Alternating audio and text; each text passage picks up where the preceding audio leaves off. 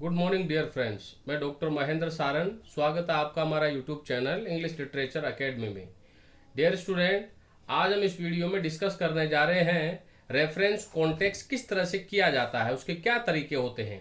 क्योंकि कई बच्चे पूछते हैं, कमेंट्स भी करते हैं कि सर रेफरेंस और कॉन्टेक्स्ट हमें नहीं आता है, हमें इसे किस तरह से सोल्व करना है, कैसे पूरे नंबर लेने हैं, तो हमें उसके बारे में आप बताइए। तो आज का जो वीडियो है वो उसी पर हम बनाने जा रहे हैं।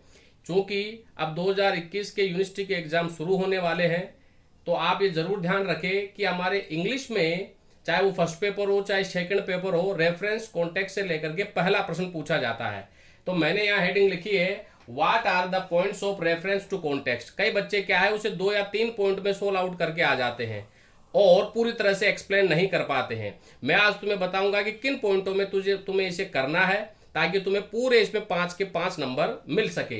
तो सबसे पहला जो पॉइंट है वो है रेफरेंस। रेफरेंस की अपन शुरुआत कैसे करेंगे? These lines have been taken from the great poem, यहां पर कविता का नाम लिखोगे। फिर this poem was compose by the poet, या कवि का नाम लिखोगे। This poem was compose in, ये कविता की स्टाइल लिखोगे। भाई ये जो स्टंजा दिया गया है वो किस कविता में से लिया गया है, कवि का नाम क्या है और उसकी क्या स्टाइल है, ये अपन रेफरेंस में लिखते हैं। दूसरा पॉइंट आता है कॉन्टेक्स्ट। कॉन्टेक्स्ट में जो शुरुआत करेंगे अपन लाइन की, तो कैसे करेंगे? In this stanza poet explained. अब इसके बाद में उस पूरी उन 4-5 लाइन को आप पढ़ोगे, उस स्टंजा को पढ़ोगे और उस स्टंजा को पढ़ने से जो सार आपको लगता है वो मूल सार आप लिखोगे। कम से कम 2 या 3 लाइन, 3-4 लाइन रेफरेंस में हो जाएगी, 2-3 लाइन तुम्हारे कॉन्टेक्स्ट में हो जाएगी। ज्यादा बड़ा चढ़ा के नहीं लिखना, केवल सार गर्भित लाइन लिखनी है। जिस ऐसी लाइन लिखो कि उस पूरे 4 लाइनों का अर्थ उस पर डिफाइन हो जाए। फिर हम एक्सप्लेनेशन में इसको पूरी तरह से लाइन टू लाइन एक्सप्लेन करेंगे। फिर तीसरा पॉइंट आप लिखेंगे explanation.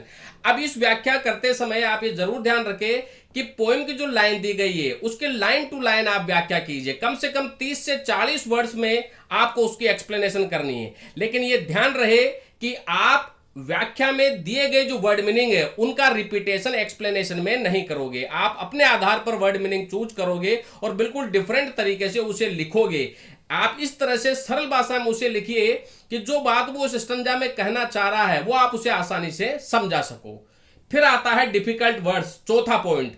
Dear student, difficult word में हम 4-5 उन वर्ड मीनिंग का अर्थ लिखते हैं जो आप एक्सप्लेनेशन करते समय आपने यूज करी है। यानी कि एक्सप्लेनेशन में आपने ऐसी कौन कौन सी वर्ड मीनिंग यूज करी है उसको आप डिफिकल्ट वर्ड में इंग्लिश टू इंग्लिश लिखिए।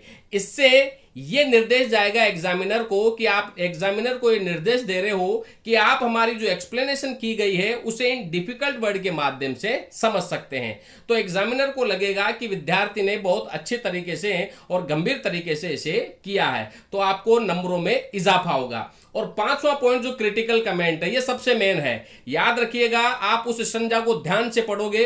ध्यान से पढ़ने के बाद किस स्टाइल में उसे लिखा गया, उसकी क्या साउंड है, क्या म्यूजिक है, उसमें अगर कोई इमेजनरी बताई गई है तो इमेजनरी के बारे में लिखो, उसके क्या राइम है, उसमें कौन सी फिगर ऑफ स्पीच है, उसमें कौन सी ब्यूटी दिखाई दी गई है, क्या एटमोस्फियर है। यानी कि ये लिटरेरी थ्योरी के बारे में, लिटरेरी थ्योरी के बारे में आप उसमें डिफाइन कीजिए क्रिटिकल कमेंट में।